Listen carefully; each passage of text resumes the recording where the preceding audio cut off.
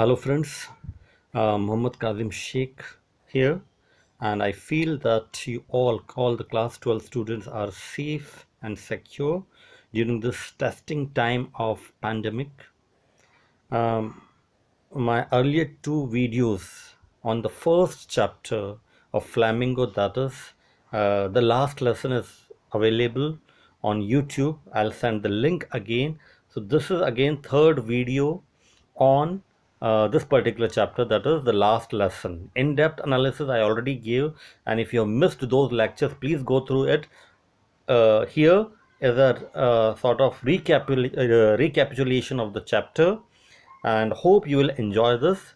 And here I've used a technique called memory map. So to make you understand, I will just request you all, you do one thing, you make, if you when you try to learn, you make such type of uh, memory maps. It will help you in learning everything in a proper manner. So I'm just introducing the chapter here.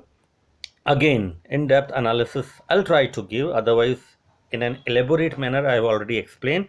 So first and the foremost, let us talk about the, I'll go a little bit fast. First and the foremost, as I told you, the last lesson is the first lesson, and it is written by Alphonse Daudet.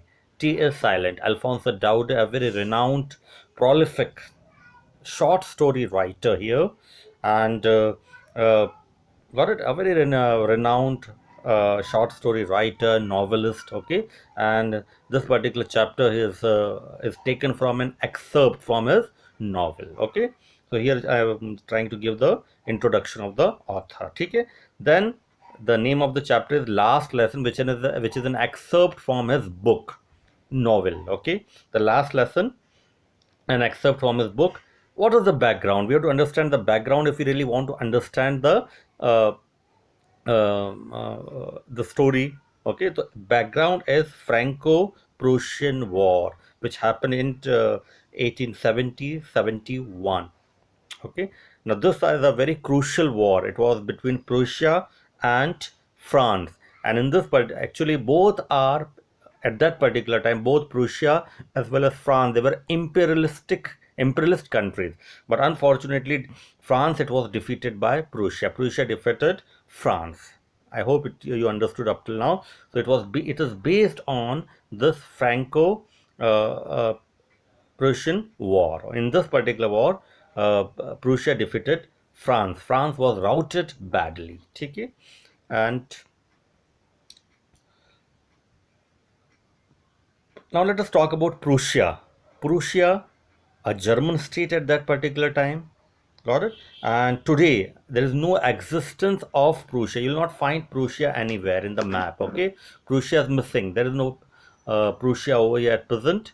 Okay, but at that particular time, parts of Belgium, uh, Austria, Denmark, Germany, Holland, Poland, Russia, etc. All these countries were included in Prussia. Prussia, it was a very, very large state controlled by Germany. Germany it was small, but all the little parts of all those countries were included in Prussia. Okay.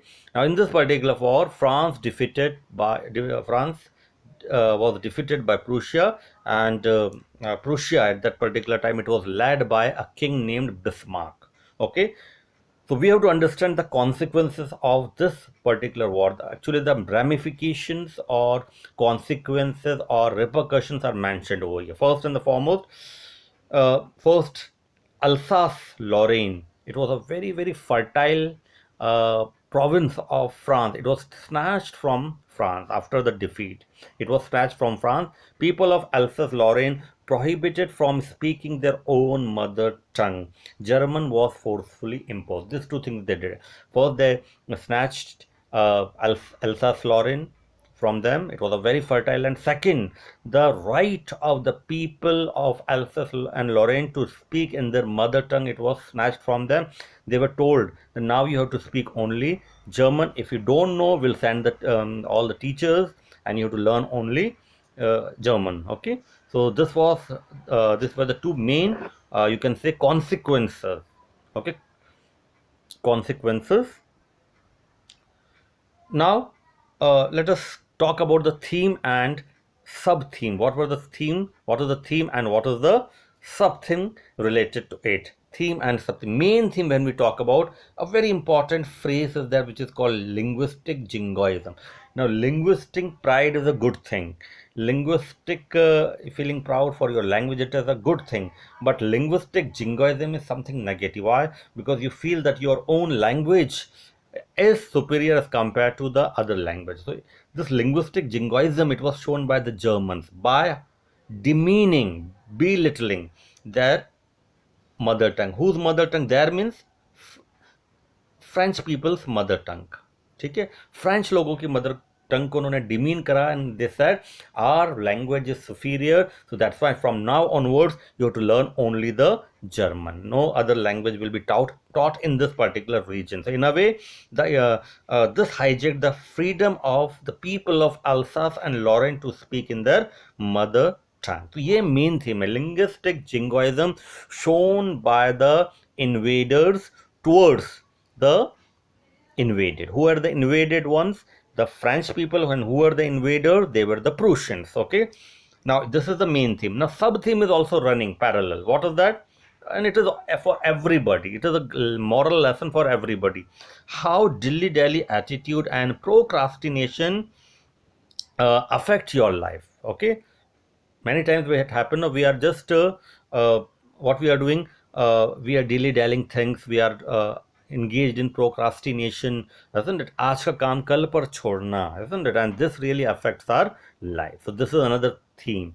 Okay, dilly-dally attitude. And next is love. You have to show love for your mother tongue, which is extremely important. If you are having that sort of love, fascination for your mother tongue, isn't it, you are in a position to preserve it. So this is something very, very important. I hope you have understood it, the theme and the two sub themes. I hope I am going in the right direction, making you understand everything. Now let us talk about important characters. Now two main characters are there here and 3-4 minor characters are there. First we'll talk about the main character. The hero of the story is Mr. Hamel, who is a French teacher. Okay, a teacher par excellence. When you say par excellence, it means the best of the best. Okay, and there are certain qualities because of which he can be called as a best teacher, isn't it? He served for 40 years.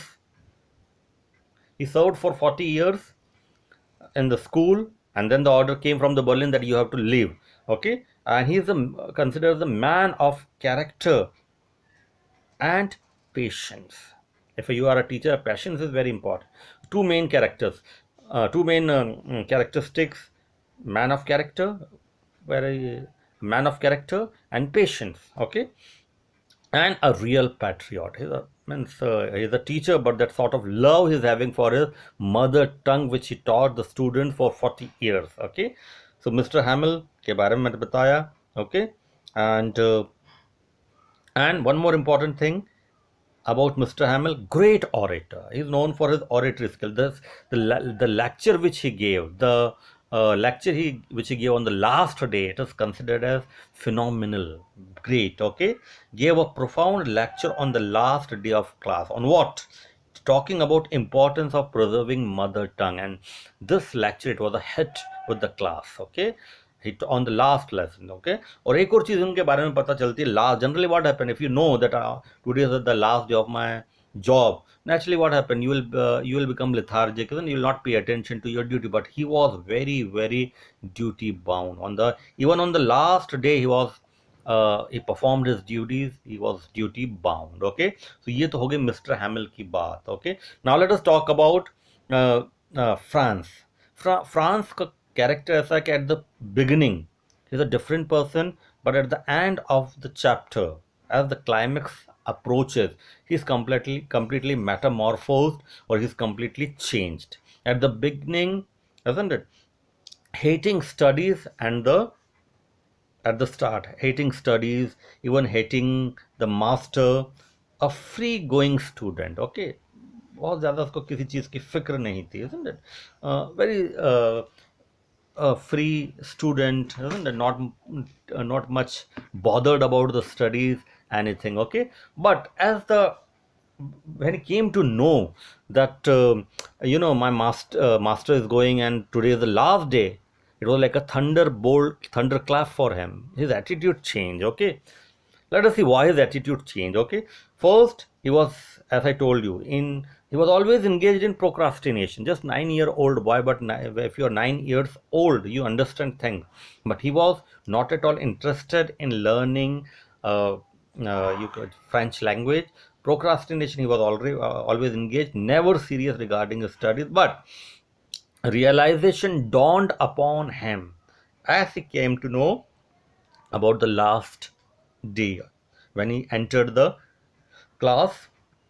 So this realization was there. Okay, realization came when Germans captured Alsace and Lorraine, and Mr. Hamel declared that today is your last class. So it was like a thunderclap for him, jolt for him, and he was in a way awakened from his deep slumber. Okay, and so complete transformation at the end. He started loving his mother tongue. He started loving the studies. He started loving his books. He started loving the master also. Okay, and that means at the end he started loving his language, but it was too late. Got it? कभी कभी एकदम time निकल जाता है after that realization comes, but then it is too late for you to realize things. Okay, now I hope you are understanding this. Great, अब जो इस chapter के खास खास बिंदु हैं, पॉइंट्स मैं बता रहा हूँ. जैसे if you talk about this particular chapter, the speech of mister हैमिल is very very important. The great speech delivered by Mr. Hamel. I'll talk about the main points of this particular speech. अगर आप ऐसे करके अगर बना लेंगे ना, तो you will be able to understand everything, isn't it? Properly. So I would request you try to make this memory map in your copy. First, what is said in his lecture, main point: French is considered as the most logical and beautiful language, and indeed it is. If you try to learn French, though it would be difficult, but it is the most logical, you can say, very beautiful language. That is true. So he said that. Then it is very very important to guard it. In his speech, जो last speech उन्होंने class में दी थी, it is very important to guard this particular language. और उन्होंने reason दिया था that even if people are enslaved, he's talking about general, isn't he? He's not talking about French language. Okay, okay? Even if a type of people, or even if the people of a colony, small country, weak country, they are enslaved by the imperialist powers, then you know what happened? Then they will possess the key to their prison. Why? Because they are able to preserve their own mother tongue. If you are unable to preserve your mother tongue, then what will happen? You will lose that particular key, and then you might be enslaved forever. So this is his thinking. Important to guard your language. Even if people are enslaved, they will have a key in the form of mother tongue, and through that particular key you can open the prison and you will be freed. In a metaphorical language he said. Then why he said this? Because last day of the class was there, and many students, they were not knowing their own mother tongue. Many prominent people of the village, they were illiterate, and on the last day they were all there to pay tribute, but it was, alas, the time has gone. Okay. Third, Mr. Hamel blamed himself. एक चीज होती है ना, दूसरों को pin point करना बहुत easy है, but very few people are there, they are the man of characters who there are men of character who accept their mistakes. Okay, and he blamed himself for taking teaching lightly. Many times that happened, isn't it? Because वहाँ पर वो गांव में क्या करते थे, कभी कभी whenever there was some work, or whenever he wanted to go for fishing, he would declare the holiday. Today is the holiday. Okay, so he said that I myself have to blame myself also, because I have not taken your studies seriously. Okay, so then he blamed the parents also. Why? Because the parents, again, in the village, they preferred to send children to work rather than study, isn't it? वो parents को भी blame कर रहे हैं, that parents, you were also responsible for that. बहुत सारे लोग बैठे थे class में, because you preferred your children to work in the farms rather than going for